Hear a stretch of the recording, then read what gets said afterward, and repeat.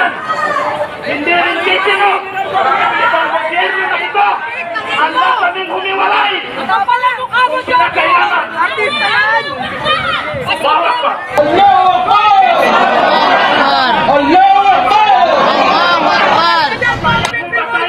Na maghiwa-hiwalay tayo.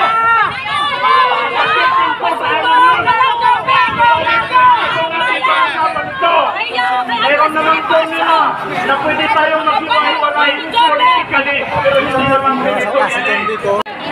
Nakakahiya na po. Internationally, nakakahiya na. Ano pag-inintay natin? Kami sa Mindanao, handa kami. Umikot na kami at tinanong namin ang aming mga kababayan. Kinakahiya na namin sa kapise. Kung sakali man, hindi rin titino. Ibang gobyerno na ito, handa kaming humiwalay. Kinakailangan. Bawat pa. Mga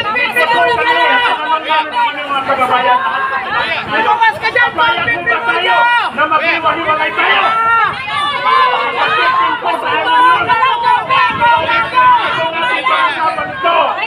Meron naman po nila na pwede tayong maghiwa-hiwalay politically, pero hindi naman dito. Kaya sana ang sinira natin ang sistema ng ating gobyerno. Lalo na sa kasalukuyan, nakakahiya na po ang sitwasyon natin. Masasin ninyo, ang dami nang umalis ng mga investor mula dito sa NCR. Saan sila lumipat? Lumipat sa amin! Sa Davao! Kasi matino ang gobyerno namin doon. Matino ang gobyerno namin sa Mindanao ng Manila. Ito po ang mensahe mula sa mga kapatid sa inyo, Muslim. Kami po ay nakikita sa pangalagan ang maging matiwasay muli ang ating bansa at maging proud tayong ipangalandakan sa mundo na tayo ay mga Pilipino. Kung tanungin mo yung mga West Communist natin ngayon, nahihiya sila bilang Pilipino. Dahil sa sitwasyon.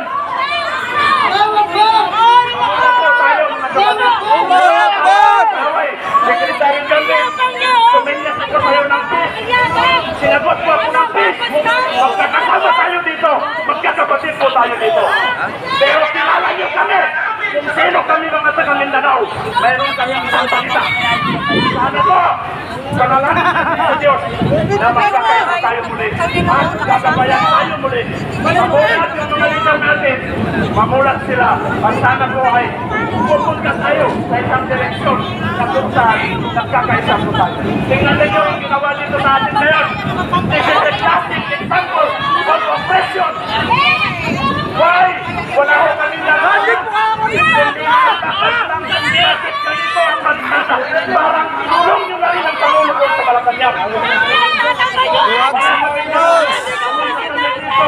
Peacefully, with our loving heart, country. Ako po, sabihin ko sa inyo, Moro National Liberation Front member ako. Kontakan ko ako. Kontakan ako. Tapos na yung away natin. Tapos na yung gera. Ang hangad namin ay kapayapaan. Subalit, paano natin maabot ang kapayapaan kung wala tayong magandang direksyon? Paano tayo magkakaroon ng magandang direksyon kung ang presidente natin may problema? Kasi, sinisigaw mo ako, hindi ko ako galit. Nilalabas ko lang ang aking kaalobin. Sayang naman yung pinili ko ng ticket.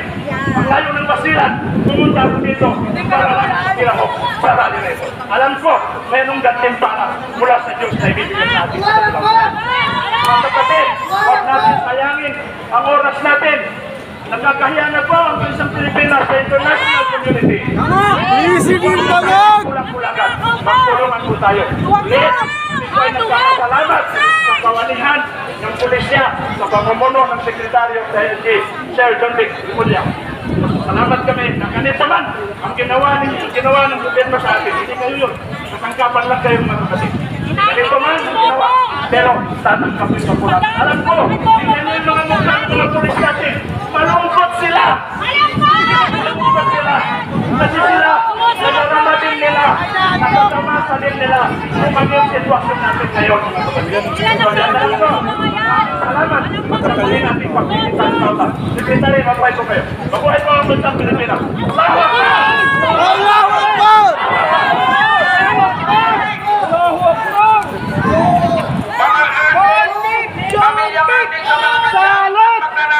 Salamat po. At mula naman sa sektor ng kabataan mula sa Bulacan, tinatawagan po natin si Ginoong Alken Asuncion.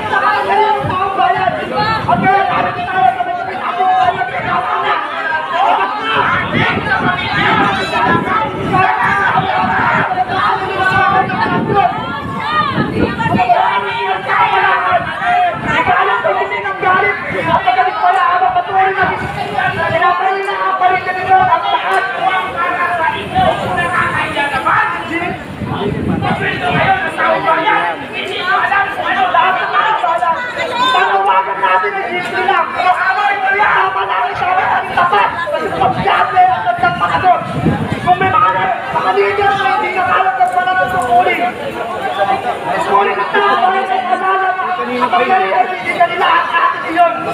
Ang ating pag-aaral na, napakita natin ang Pilipinas ay hindi mag-aaral ng sinuman. Ito ay para sa bawat Pilipino na nanganap, magsikap, nagpahal sa bayan at patuloy na ng alawan para sa isang maayos na bukas. Kaya ngayon, sama-sama natin isigaw ang panawagan para sa katotohanan, kasaruan at panakagutan. Sama-sama natin itibig ang Pilipinas, hindi sa pilitan. Hindi natin pilitan tayo kundi dahil mahalakan ng ating bayan. Maraming salamat sa magbuhayan ng bayan ng Pilipino. Mabuhay ang Pilipino!